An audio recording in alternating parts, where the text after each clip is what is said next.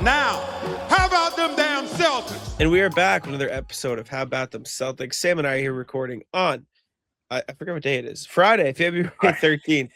And Friday it's the 13th. All-Star break. It is Friday 13th. All the plays blend together, man. But we are here. We are ready to rock. It is the All-Star break. How you doing, Sam? Doing great. I mean, if you didn't watch the thing yesterday, Jack and I did a cool plays compilation, and we recorded one, and we recorded it all in the same session. So in StreamYard, you pause, and you can start a new thing in the middle. That way it's easy to edit. I'm so used to when we start something, if we're talking, I restart it just so whoever's editing doesn't have a problem fixing it. So I instinctually restarted and deleted everything we did. But this is the first take on this one. So you guys are in for a tremendous show. What else will we be talking about? Jayson Tatum might be coming back soon. We don't know. The emails, we will go through those. We'll look around the NBA at the All-Star break. I guess we could even look beyond the standings, like look at net rating and stuff. If we really want to get into the weeds, we don't have to. But it was just the first half of the season type deal. And then got some tanking going on and some punishments for the tanking. So we'll talk about everything. We'll do the rat list. We'll get out of here. Should be a fun show. Stick around through all of it. We are here every single day. Subscribe to the channel for full pods Tuesday, Thursday, Sunday game recaps, morning after each game, and other videos you hear in between. If you guys like the cool plays thing, tell us in this too. We're going to try and set up a stream during this break so everyone can come in, pick their own plays. Should be fun. We'll do it. Without further ado, Friday the 13th, it would only be appropriate to talk about Jayson. We got good transition. All right, Jayson, it is. We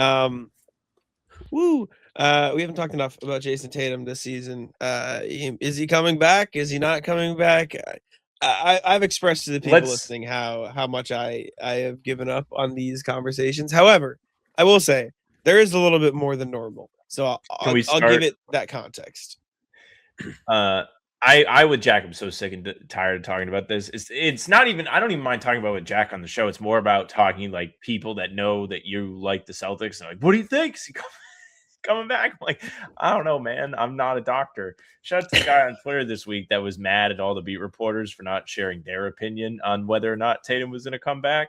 It's like you want the medical opinions of a bunch of people that have communications degrees like that. That's what you're itching for. The worst part of all of that is the entire beat has done nothing but share their opinion the entire year. The only reason that people didn't share their opinion that day is because we didn't have to, because we actually talked to the guy for the first time in months. So clearly they just weren't paying attention until that specific, like it was horrendous. It was so dumb. Shout out to that guy. He couldn't rest till he had Justin Turpin's diagnosis. But there is actual Celtics stuff buzz. Mark Stein put out a report today, sort of a deep dive on the Pacers' pursuit of Zubac, and in it, he wrote this. Mark Stein of the Stein line. I'm told the Pacers were determined to preserve some upside amid this season of suffering while Halliburton rehabs from his devastating Achilles tear in Game 7 of the NBA Finals. Indiana, remember, is not to be confused with Boston. The Pacers entered Wednesday's play with the second worst record in the league. This season, Celtics have managed to contend for a top 2 seed in the East, even without the injured Jayson Tatum. Sources say that the Celtics' decision to acquire Nikola Vucevic from Chicago before the trade deadline in exchange for Anthony Simon's expiring contract was a clear indicator that Boston believes Tatum will indeed return for a postseason run. Also mentioned that Boston was in on Vucevic for most of the season, but the Clippers rebuffed their offers. Also, the Celtics-Sixers game on March 1st was just flexed to 8 p.m. instead of 6, which has people freaking out as well. But I don't know how much this actually is. Mark Stein is basically saying sources told me that they think this. So it's like, I don't know. You don't know who the sources are, et cetera, et cetera. However, it's another piece of Jayson Tatum stuff to dissect, and you bet Twitter's gonna dissect it. Well, also, like, we could be sources. I don't really know if we've reacted to the trade that way, but thinking about what you lose in Simons and being willing to lose him for Vucevic tells you that they may have some idea that they're going to get another guy that can score the basketball back soon. But, you know, I think of all of this stuff, the Sixers game getting flex is the most noteworthy. I'll tell you what, you're looking at tonight's biggest losers. 2 hours later tip-off is brutal. 8 p.m. tip-offs suck for us. We got smoked by this. He better come back that day. I actually think that this move was made just as a precaution in case it does happen. I don't think that there's legitimate feeling that will be the day. I know people have opinions of like what day it would be.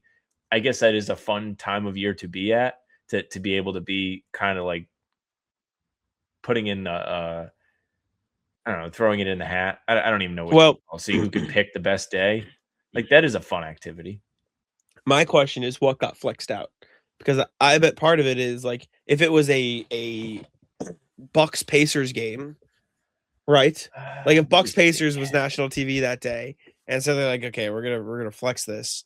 No shit. Like of course you're like start of the year, you'd think that would be one of the better games of the year. Right now, Bucks Pacers is not exactly prime viewing. I'll put it that way. So the game that they flexed out was Thunder versus Mavs. SGA versus Cooper. Two guys who are currently hurt, but probably will not be hurt when that game is there. Mm-hmm. Okay. I could see maybe, I don't know. I mean, it's definitely less juice than it could have been because the Mavs don't have AD and stuff, but it's not as direct and concrete as I thought it would have been if they had flexed like a Pacers game or a Bucks game or another one of those types of games. But I still don't know. No, I don't really. Every time I talk to somebody about this now, like all I tell them is like, I could tell you I think he's coming back tomorrow and it doesn't make any difference. Like he's going to only come back when he's coming back. Like my opinion doesn't matter. Jack's opinion doesn't matter, which is a great reason for you guys to just stay and listen to the show in the first 10 minutes of this episode. Me telling you what we have to say doesn't matter. But like if you are more so looking for actual substance, like this has been the most substantial Jayson Tatum time of the year that we've had. You know, he practices with Maine. That's not nothing. We did the video on it. I personally don't think that's happening unless he's going to come back. You know, speaking of, I do have a clip of Ron Harper talking about Jayson Tatum. Pull it up. We can listen to it really quick. Were you involved in the practice that he just had with the Maine Celtics? Yeah. All right. So how did he look? He looked like Jayson Tatum. I say that much. How excited are you about the potential maybe that he does come back and adds to what you have? We're real excited. We got this joke. Who was that? I don't know, but maybe okay. So he's laughing at somebody, right? Like he's not just laughing because he doesn't know how to handle the question. Yeah. Okay. All right. Because I was laughing because I was like, oh man, he's like getting cooked. He doesn't know how to handle this. He doesn't have. No, he's laughing at dude. Let me listen to his voice. Excited. We got this jokester sitting down, but you know we're really excited for the potential of him. We got this jokester sitting down, but you know we're really excited for the potential of him coming back. We don't know for sure if or not he's gonna come back, but you know we're just real excited to be able to see him progress during his rehab. Classic PR answer. The same thing we've heard from everyone else. But yeah, I mean that is the answer. Like it. What does I mean? I'm sure if you heard anything from somebody working on in the team, it's a little bit different, right? Player or member of the organization, it's different to hear an opinion from them. But like beyond that, like we could see him moving and be like, I think he looks fine, but we don't know. Like there are so many other things that go into this. I'm sorry if you're sick of hearing me say this because I honestly wouldn't blame you if you were, but like we just don't have any kind of. Like what we say doesn't matter. But again, this stuff, Ron Harper, like being willing to like say that he looked good in this, which is, I think the real most significant intel we've had on this main practice is a good sign. Like he looked like Jayson Tatum is not nothing. It might not be that much, but he's looking like himself. That's a good thing. It means he is progressing well. That is what you can take from it. Muted. Definitely a good thing. I was in fact muted. But yeah, I mean, listen, like we've said a million times, we're not doctors. We don't know anything. He's gonna come back when he comes back, and that's that. Unfortunately, I know I wear the brown med sweatshirt sometimes. But It's stolen valor. I swear to God. Yeah, ask Kaylin. Ask her. Maybe she knows. She doesn't know anything. I told you she couldn't do the time difference. Yeah, her being away. She's gonna have people's lives in her hands. She can't do 8 hours. Oh man! All right, -8. Okay. I'm gonna tell you guys about PrizePicks really quick. PrizePicks, the best place to get real money sports action this basketball season now, because it basically is just basketball season now, especially with hockey on the Olympic break. So make sure to check out PrizePicks, the best place to get real money sports action. Shoot your shot on PrizePicks and get $50 instantly in lineups when you play your first $5. That's right. PrizePicks is now giving you $50 in lineups when you sign up and play your first $5. PrizePicks makes every dunk, every dime, every board that much more exciting. So don't miss the chance to get started on America's #1 app for sports picks. There's a new feature on PrizePicks, which is early payouts. If your player gets off to a hot start, you now have the option to cash out those winnings before the game even finishes. You can also check out the new social feeds feature where you can share your PrizePicks with friends and even and even copy lineups from winners with a single click. Copy lineups you like, or use them for your own picks. You can even follow PrizePicks partners and tailor fade picks with just a single click. Join millions of users and sign up for America's #1 sports picks app. Download the PrizePicks app today and use code CLNS to get $50 in lineups after you play your first $5 lineup. That's code CLNS to get $50 in lineups after you play your first $5 lineup. PrizePicks, it's good to be right. Moving on to the emails. As a reminder, you guys can email us, hbtcpod@gmail.com. That's hbtcpod@gmail.com. I don't know how many we have today. Let me take a look here. I haven't opened them up yet. And if we have zero, it's going to be really embarrassing that I just stumbled over we my have words a for nothing. couple, I think. But we do, in fact, have 4. We needed 4 you emails today. Yeah, we did indeed. But first email from the godfather of emails himself, RJ, who says, well, my computer's really lagging today. WATFK. Morning, folks. WATFK. Or what about those fucking Knicks? Specifically, the C's have had some remarkably bad 3-point performances in their matchups against Mike Brown's squad. So I've got to ask if there are any small tweaks he's introduced that are vexing the C's. Maybe it's just all intersecting coincidence, but it can't hurt to look at. Be well, RJ, whose new guest for JT is the Homestead after the West Coast swing. I think Mike's Brown Knicks are much better at ball pressuring. Like, he's got guys going over screens. They're pressuring off the ball a lot too, so they're denying the catch, so it just speeds up the offense. I also think the Celtics missed a fuck ton of threes, wide open threes in the next game. There's also something to this where, like, I was thinking the same thing as you. Like, maybe not right if you watch the pod, I'm just like, man, I'm pissed. I'm like, they just lost to this team that I hate, and then the Patriots are in the Super Bowl later. But the takeaway would be that they missed a bunch of threes. The Celtics created 25 open threes in that game. They made 5 of them. They, on average, create 20 open threes a game, and they make 8 of them. That's a big difference. But unfortunately, like, how'd they lose those 2 games at home? They started missing all the open threes when they were up by a bunch. So might just be something with the uniforms. I don't know. It's an odd thing. I do think Mike Brown's team plays great defense. I think Jose Alvarado is a good fit for them. He's annoying. When you have all of him, Bridges, OG Anunoby out there, it's going to make it very frustrating to have to try and create offense. Doesn't mean it's impossible. The Celtics did a good job. Like, I don't know if we actually... No, we didn't. So we did the cool plays video.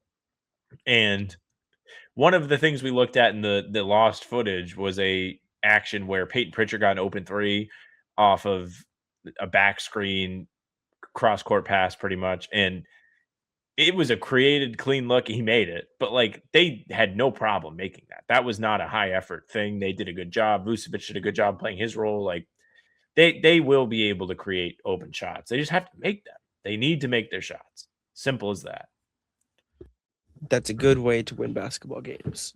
It's a good way to win games. Next, from RJ again. Gotta love it. Morning, folks. This will be old news by the time the next mail hits, but just over sharing. This picture shows what makes the Celtics a great organization. It is a picture for audio listeners of Jayson Tatum with the main Celtics squad, plus Ugo and Amari. Looking forward to JT hitting the court. I know his lobster lad teammates will be rooting him on. Be well, RJ Johnson. I don't know why I said his last name. Be well, RJ. Who knows if you practice in the uni, you are a part of the team. So shout out. I believe the Celtics are selling Maine Big Deuce jerseys, which is funny. They've sold out. Unless they restocked, they sold out. So they were selling it. How much are they selling those motherfuckers for? Cool item. Cool item. How much are they selling? I don't know how much it was up for. No, let me see if I can find it. The guy that like posted about it tweets a lot, so it's going to take me a minute too. Let me just see Maine Celtics Jayson Tatum on eBay. Let's see if anybody's tried to resell theirs yet. No, I don't see anything on eBay yet. It's an item that nobody wants to give up, clearly. All right, let's I guess see. Media. I'm not sure how much they sold for, though. Say the price. Let me see if I can. Nobody in the replies said price. I don't know where you could get them. I don't know. What can you do? Cool though. Very cool. Cool jerseys. Thank you, RJ. Next from from Paolo Benazzi, All-Star Game. Hi guys, it's that time of year when we all want to fix the All-Star Game and don't really care about it. So here's my brilliant idea. You didn't know you were waiting for 4 teams, 2 East, 2 West, 4 captains, 6 players each. The teams are selected through a pickup draft format among same conference players, though. The games are semifinal East, semifinal West, and final 16 minutes each, 13 minutes per player. Pro short games, less boring. Pickup draft, East versus West, no risk of selecting Brooks. What does that mean? Cons, feel free to sell it to silver. A big ciao from your Italian sell to Paolo. I don't hate this. I miss the drafts. I think the drafts were fun. And I think the way they could even improve the draft, do it right before the fucking game. Just go live on All-Star Sunday, pick the teams right there, and then do it. And then play the games. And you know what? The game's still going to suck. But I do think a shorter game would be better because if it's a shorter game, there's a higher likelihood of a close game.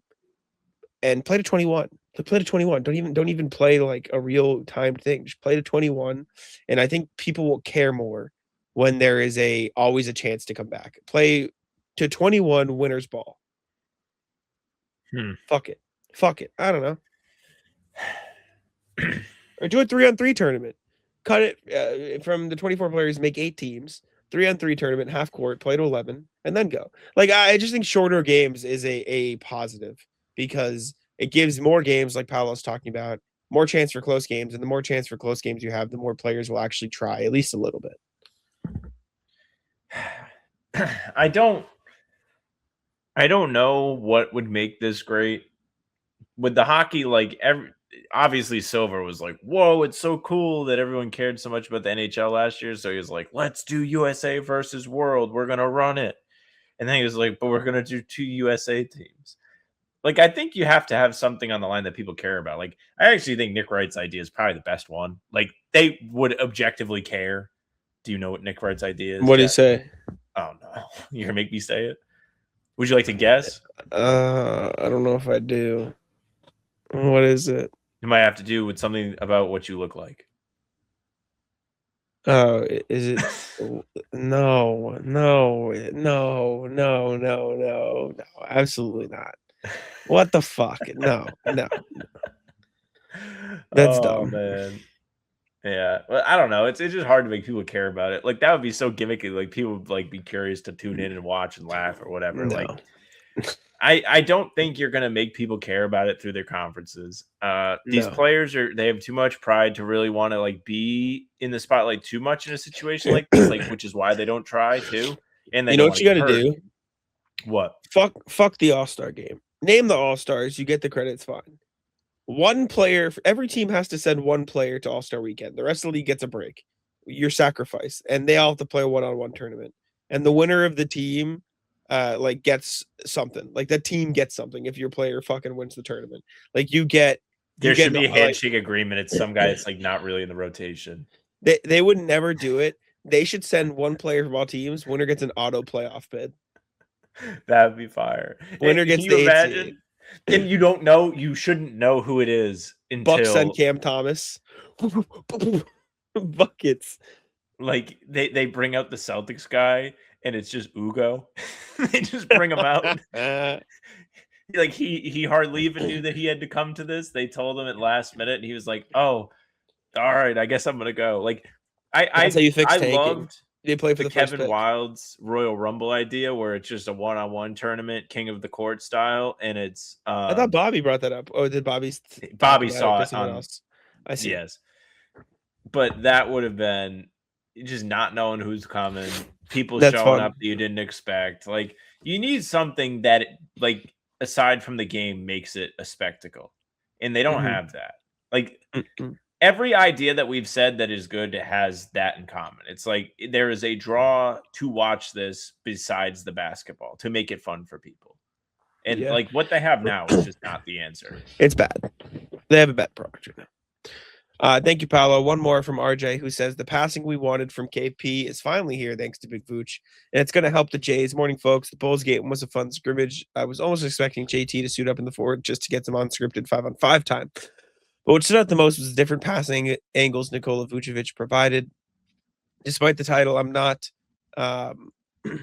excuse me, sorry, I tabbed that by accident. I'm not harshing on Porzingis. He came to the team and that was fairly set in his ways, and his passing was more from the post or top to key outward to 3-point shooters. But let's look at his assists last night. Talking about Vooch, not all the passes were great. This early kick out to Jordan Walsh got intercepted, but he's already trying to identify the open shooter. Next time, second time's the charm as Nick finds Walsh. That threw me off. Walsh opened in the mid-range, allow him gets to the rim easily for 2. Then this attempt to Baylor is titled bad pass, turnover, and probably should count as 2 turnovers. Pitchers lose their grip sometimes too. KP was good for timing people up at the top of the arc, but it wasn't. But it was often to a stationary target. Here's another case of Walsh getting to open space and Vooch finding him for an easy dunk. This is the last one of the night. Might be my favorite. Vucevic from the wing to JB in the post, usually for Jalen to get the ball this deep inside. He's been forcing his way past 2 or 3 players. Here, the side entry pass has Brian get about 6 feet from the rim with minimal pre-entry jostling. The value of Vucevic this season.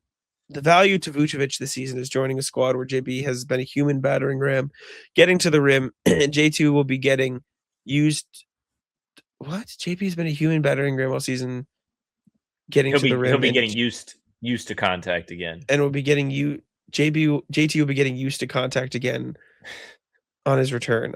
I read that as used instead of used to, and absolutely. so I couldn't like. I think both of them will appreciate getting the ball where they can be effective while minimizing wear and tear on themselves. At the same time, younger players like Walsh, Ugo, and Baylor will keep moving without the ball, trusting that Vooch will put it in their sweet spots on the go. It should be fun. Be well. RJ, who hopes Nick NBA doesn't mind my video work. I can pull up these clips if we want to watch them quick too. Yeah, we can pull them up. I think the most intriguing thing about Vucevic, like in this sense, right? We talked a little bit about Walsh on the Thursday show when we recapped the Bulls game. If Vucevic's willingness to hit guys in positions on cuts like this opens up the defense and makes things easier for these role-playing guys who are primarily out there to play defense, that is going to make this team so much better offensively. Like, we saw the best Jordan Walsh that we've seen since like mid-December on Wednesday. If you can get that consistently, and a lot of that had to do with Vucevic. I mean, Walsh said it to you guys in the locker room. If you're able to just lead him on cuts to the basket, his athleticism and length will make it easy for him to finish. That's been the best offensive tool Walsh has had all season, other than like crashing and getting offensive rebounds, which he did well in this game too. I just am excited to see, like, we've seen Ugo get some points off this too. Like, whoever's willing to move is going to be rewarded. Obviously, a nice pass to Jordan there. This one is the one that RJ was talking about where Jalen just got great positioning without having to do much work. And then Vooch found him. Easy bucket inside against Colin Sexton. Tough turnover here. Good idea, though. Vooch driving to the basket. Almost found Walsh. But I Patrick do not Williams have these just got a hand on it. I see. Oh, Sorry. Here we go. Vucevic drives on Nick Richards. Tries to find Jordan Walsh, but just didn't get the pass off because Patrick Williams tipped the pass. Next one we have is, I think this one I also wasn't showing you guys, but this is the Jalen one where Jalen is able to get deep positioning on Colin Sexton because Vooch is able to hit the entry pass from the wing. which is good for him. You saw the first play, right? The cut to Walsh. I had that up. Okay. Vooch is the only one that can throw an entry pass on this team. It's valuable. It's valuable. Vooch drives on Nick Richards. This is the same one. I opened the same play twice. That's cool. Okay. Then we get this one where Walsh gets a layup off a cut because this finds him. One. Vooch tracks on the offensive rebound, sees Walsh immediately, and one. And then here, an out of bounds turnover that could have been a nice play for Vooch, where he drives. I don't see yet. He drives on Yabusele and just loses the ball. He just loses the ball. Would have had a wide open Baylor in the corner though. He was throwing that. So good idea. Good idea from Vooch. Just slipped out of his hands. But thank you, RJ. We appreciate you.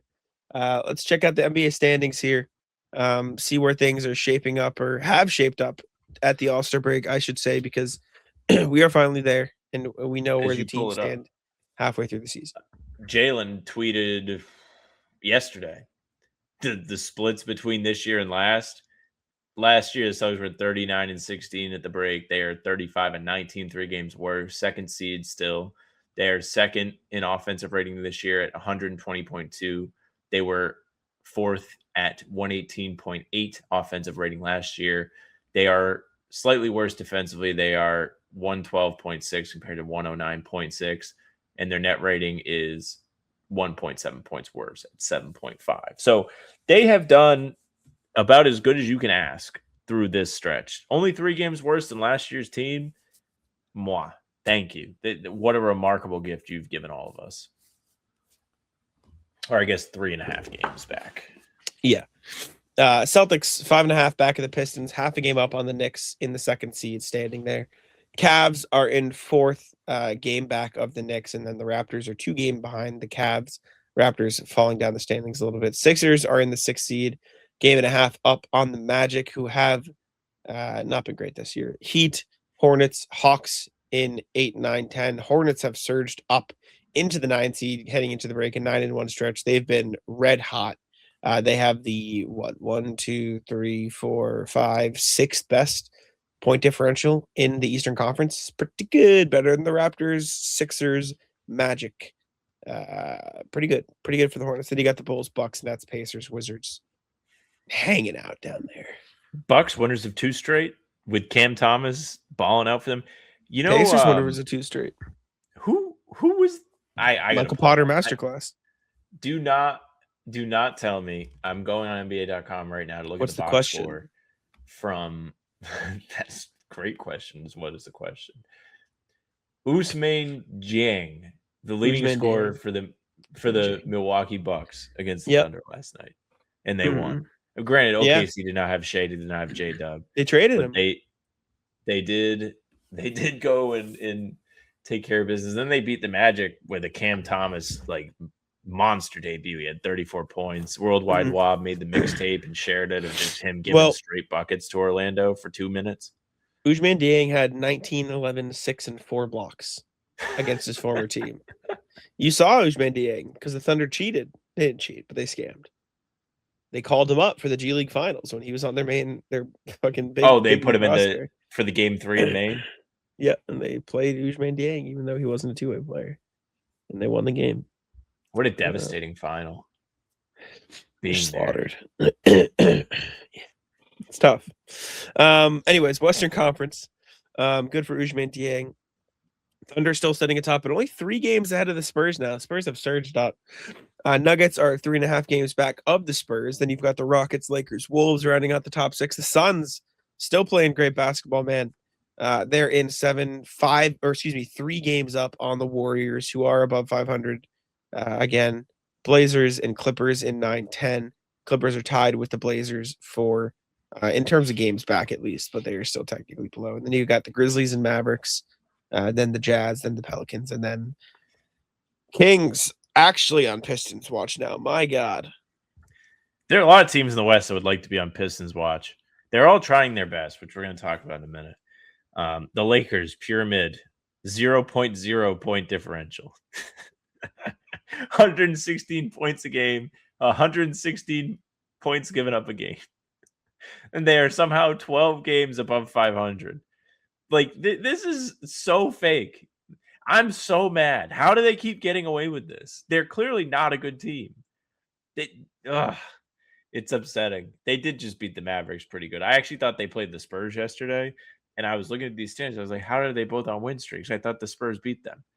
Thank God I didn't speak before I looked, because I would have been a damn fool. But yeah, like the mid in the West is going to mid. 5-5, 4-6, 4-6 for the top 3 play-in teams. Clippers even cooling off a bit, which sucks. Like the Harden trade, I hope it doesn't smoke their season too bad. It seems like they're pretty healthily clear of the play-in cutoff, of the lottery cutoff, I should say. 5.5 games above Memphis, 5 in the loss column isn't nothing, especially for teams that can't win. That's really not nothing. But we're going to have to wait and see. I mean, OKC having this point differential, despite being without J-Dub for a lot of these games, is impressive. They are a deep team. Would you like to guess the Lakers' clutch record? It's undefeated. They haven't lost. They haven't lost a clutch game. 15-3. Yeah. Like, you know what? It's a skill, man. It's a skill. It's like you have to be good in the clutch to win games, and they have clutch players. Like, it is what it is. Dude, they're gonna make the finals. They take the fourth fewest free throws in the clutch, by the way. For your sorry to break it to you, but no, they do have like some of the best ISO dudes in the league. So what can you do? But the bottom of the West, ugly. These teams. Bottom of the West is ugly. Let's do an official Kings watch. Let me Kings schedule. So what is the record? 22. They're at 14. The record is 29. So they have to do this again and one. What was Pistons watch though? Pistons watch is double digits. Anytime you hit double digits, we're going to be. I know, but Pistons lost how many in a row?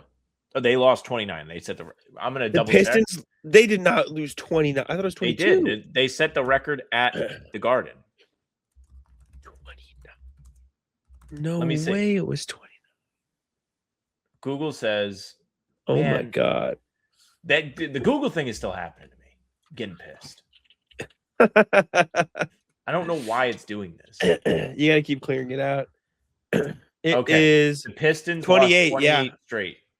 Wow. And okay. Number 28 happened at TD Garden. So wow.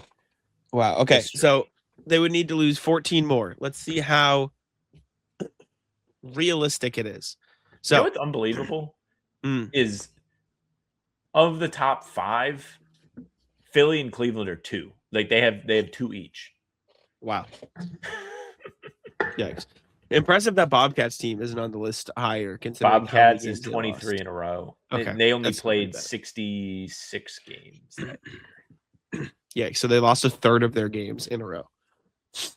Correct. More than a third. Anyway, so this is the Kings screen. Ironic because they had won 4 in a row, and they beat the Rockets, Lakers, and Knicks before this, and now they are in the doldrums. Okay, Magic. You would think Orlando will beat them, but Orlando this year has been pretty unreliable. But they can get the job done. Spurs, Grizzlies, Rockets. Grizzlies, I'm scared. Grizzlies However, is circled. They did just lose to the Jazz and Pelicans by 30 apiece. Did you know that somebody has made TikToks like when the Pelicans and Kings play? It's like an ass-off rivalry. It's the big game. It's the big game. Yes. There's these 3 dudes on TikTok who make Kings parody songs when the Kings lose. I'll pull it up in a sec. But okay, let's just look here. Magic, Spurs, Grizzlies, Rockets, Mavs, Lakers, Suns, Pelicans, Bulls, Pacers, Hornets, Clippers, Jazz, Spurs. The Sixers would have a chance to do it on March 19th. Would be the date. So they gotta go a month. They gotta go a month. Being in there is tough. Indiana being in there is tough. New Orleans being in there is tough, and so is Memphis and Chicago. Don't forget Chicago. Yeah. So they've got a gauntlet, but it's not impossible. It's not impossible. let's see. We should get to at least 16. They should lose to Orlando. They should lose to San Antonio. Exactly. I wonder if I can find these Sacramento Kings TikTok guys. I mean, surely I can. I wonder why certain games are more expensive on here. Is it just because you think more people would want to see the 76ers? Like more people from Philly live out there, like that they want to see their team? Because like maybe. Houston is $6. Durant is on Houston. Like you can go see KD for $6. Oh, that is at Houston. Yeah. The Kings. That's Kings tax. Oh my God. I don't know why I can't find these guys. I want to find the Kings song. I don't know. I can't. I don't know how to express what this was without showing you exactly what this was, and I'm really hoping that I'll be able to find it. I just want to like Kings parody song, Sacramento Kings podcast parody song. I just need to find the account. Do you want me to find? I just need to find the account. See. I found them. I found them. Kang Gang Pod. These are them. They're fucking awesome. They're awesome. They're so funny. I laugh every time. Like, here, I'm just gonna. But I wonder when we're drinking if you find yourself thinking about that team from 2023. And Vivek thought he knew better. This season's taking forever, and that's our 7th loss in a row. Now we need Scott Perry to make some moves for this team. Please bless us, Adam Silver. This upcoming draft lottery. Does it ever make you sad to know we lost 7 games in a row? So my first question is, yeah. Well, the opening statement is nobody has it worse than these guys, like objectively, because they do a podcast about the Sacramento Kings, and they clearly care about the Sacramento Kings. Now, my first question is, they don't sound like they're from Sacramento. They sound like they are from somewhere else, meaning like the South. Oh, and they were just covering. They were covering a country song. They were doing. Okay. All right, I was gonna say because if they are not from there and they have chosen to do this, yeah. This is after the Celtics game. Defense. They did Sweet Carolina. No effort. Hurting me. Hurting you. Road trip isn't fine. Bum, bum, bum. Taking's never been so good. So good, so good, so good. It's lottery time. Bum, bum, bum. We believe they never would be this bad. I need to play the one after the Pelicans game, and then we can be done because it was incredible. Wizards this is the Wizards game. They did Wizards of Waverly Place for the Wizards. The Sacramento Kings. I gotta find. Scott and May. Clifford. Since January 16th. Here it is. We haven't won a game. Double-digit blowouts. We had a few. And the Pelicans snatched our chain while the losing streak grew. And the team goes on and on. We lost the big game, my friends. And we'll keep on taking till the end. We lost the big game. We lost the big game. No time for winning, 'cause we lost the big game of the world.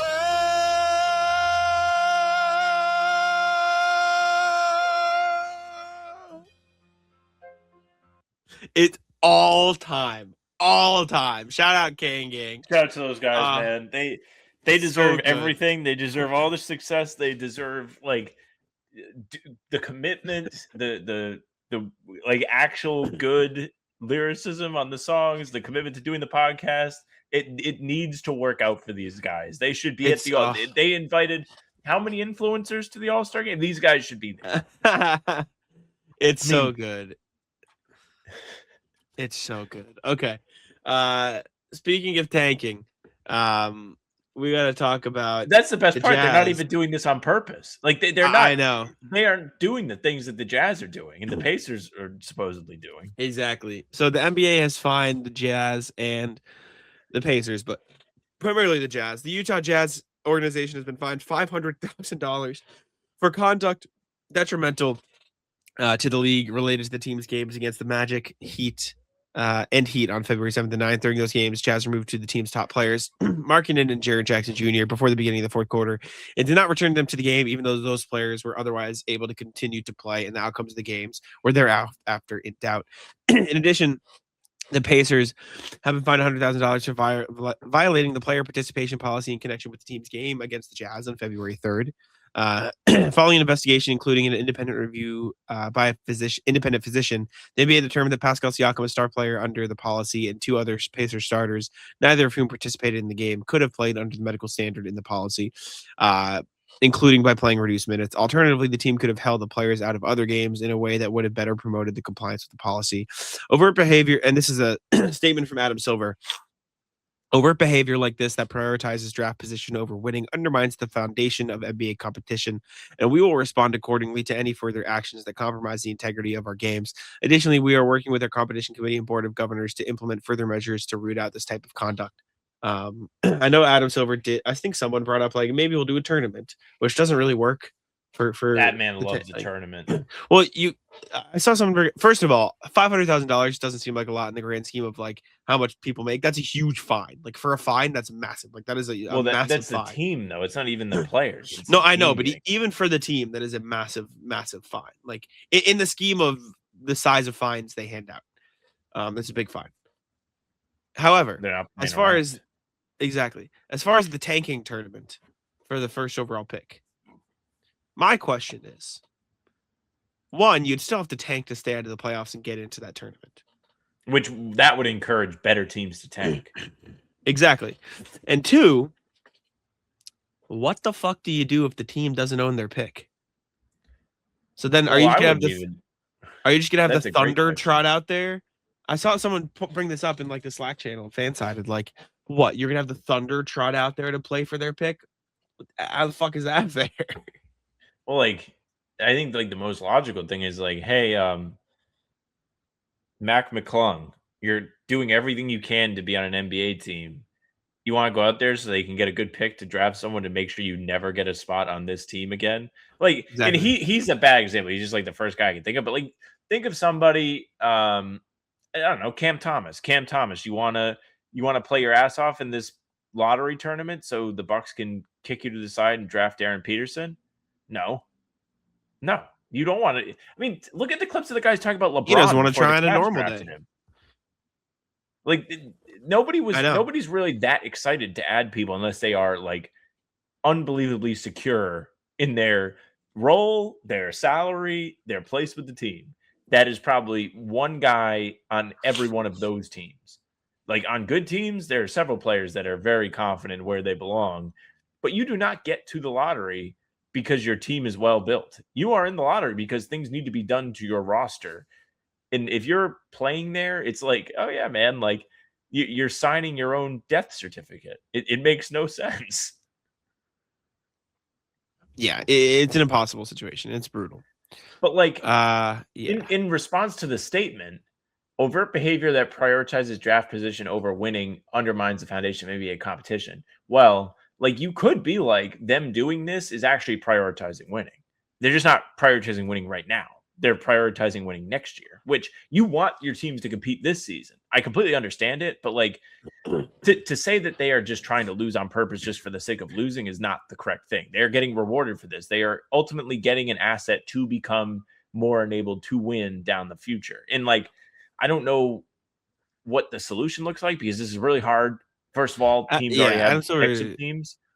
It's on the league though. The league has to figure out a way to Oh fix it. yeah, It's not the league teams. has to do something. Honestly, like finding like this, but legit fines, like I don't feel like $500,000 is a big fine for an organization. I understand it in terms of the grand scheme of how NBA hands out fines, but like, oh no, please don't fine the multi-billion-dollar Utah Jazz $500,000. Like, you need to take something away. Like the Bill Simmons podcast this Wednesday with Nick Wright did other things than just talk about the All-Star game. They talked about the tanking problem. And like one thing they suggested was like underneath 27 win, like if you don't hit 27, then every win underneath you pay 2% back to your season ticket holders, and also you lose $1 million in cap space for every one win.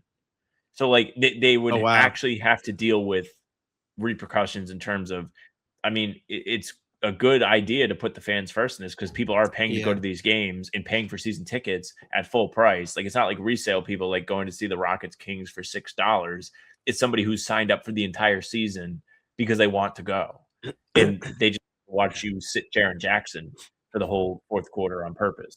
And they asked Will Hardy about this, and he was like, look, they're on minutes restrictions. Like, I can't do anything. And that's probably true. But, I mean, we just saw Jaren Jackson is now having surgery to end his season. So that stuff is always weird. I'm sure, like, he actually is hurt.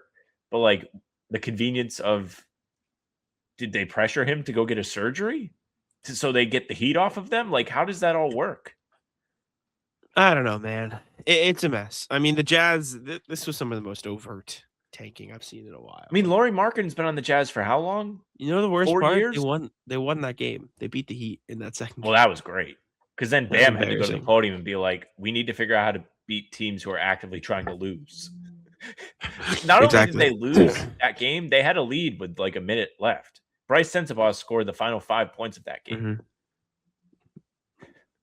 This is Lauri's fourth season in Utah. He did resign there though, so he knew what he was getting. Like every NBA player resigns. That's what they do now. The league is set up so they make more money. I know, but I think he wants to stay there. Like I don't think I think there have been things that come out like he likes it there. Like he likes being a part of the Jazz. Like I don't think he wants to leave.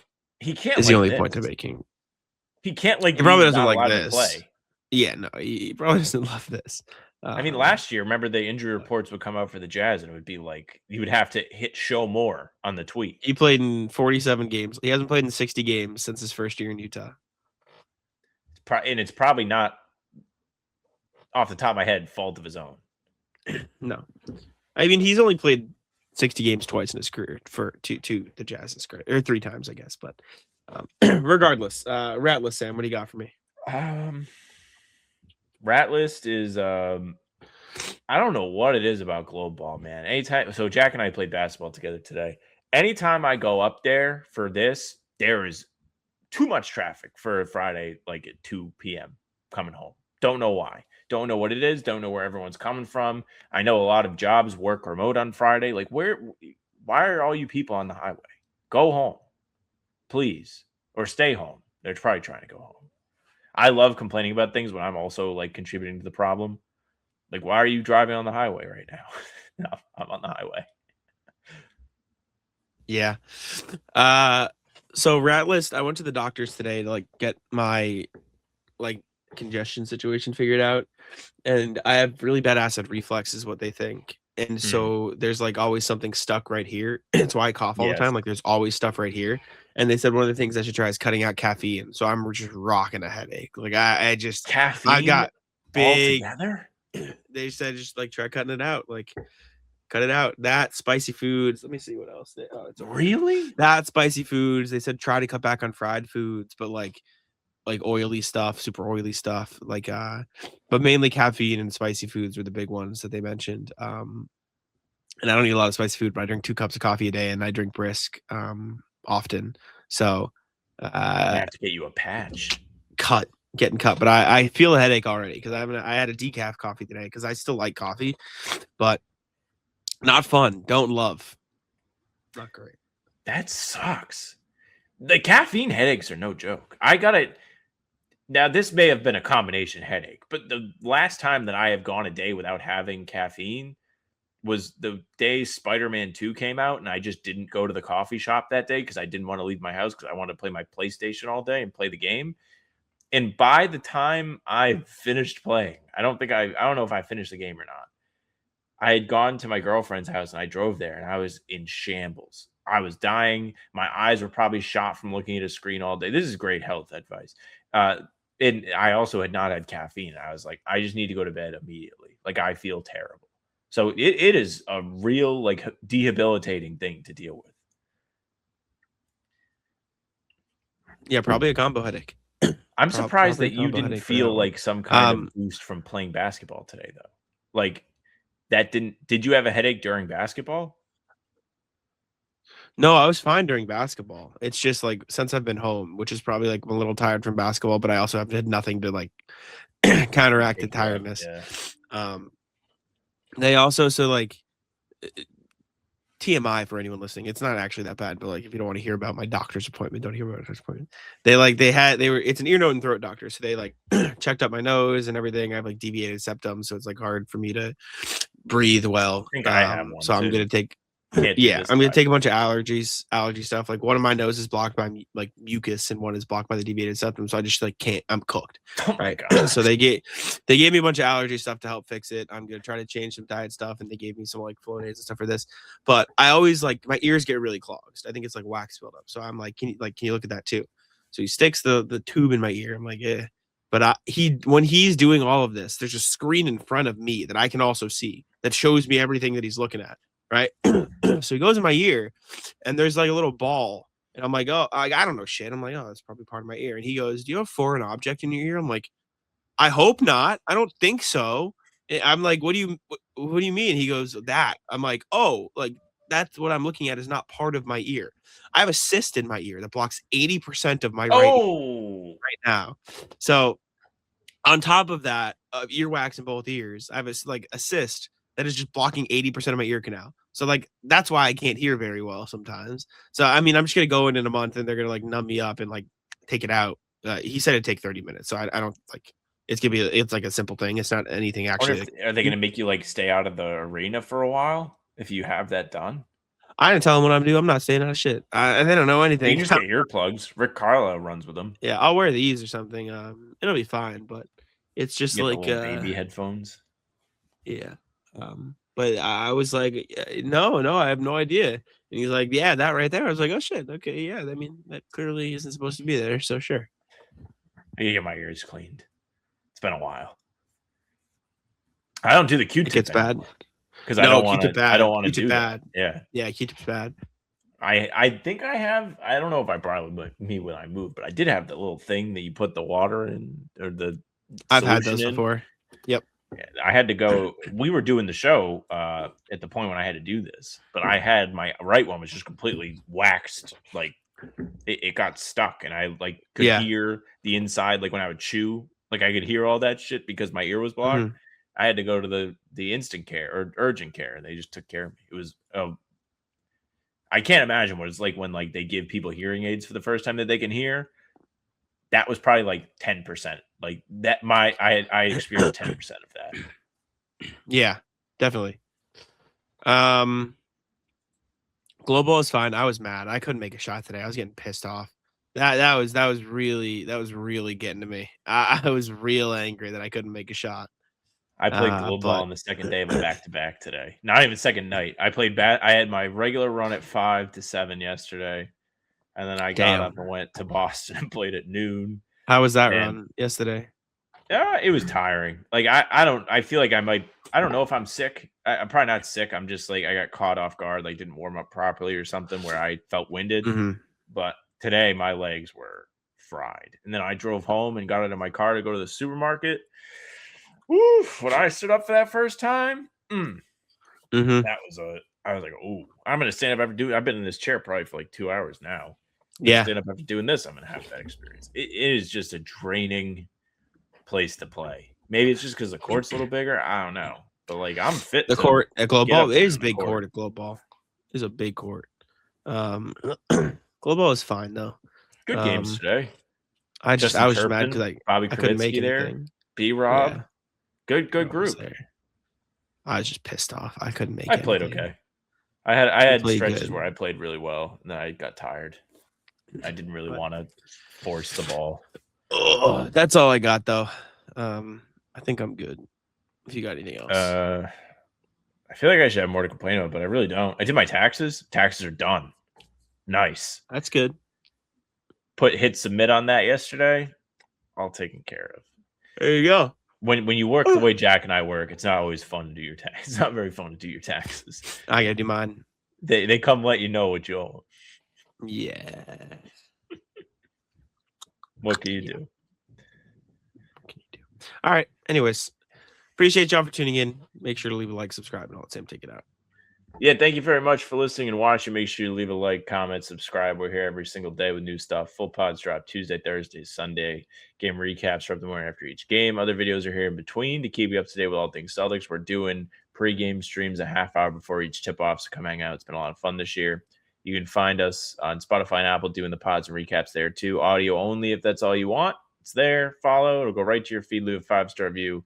We would appreciate that very, very much. You can email us, hbtcpod@gmail.com. We read them every single time we do the show. hbtcpod@gmail.com. Our socials are at How About Them C's for Twitter, Instagram, TikTok, Facebook's the name of the pod. All streams are there. They're on YouTube. They're on Twitter. Jack's Twitter is Jack's One NBA. Mine's at Samuel France. NBA, that's it for us. Bye. Tic-tac-toe.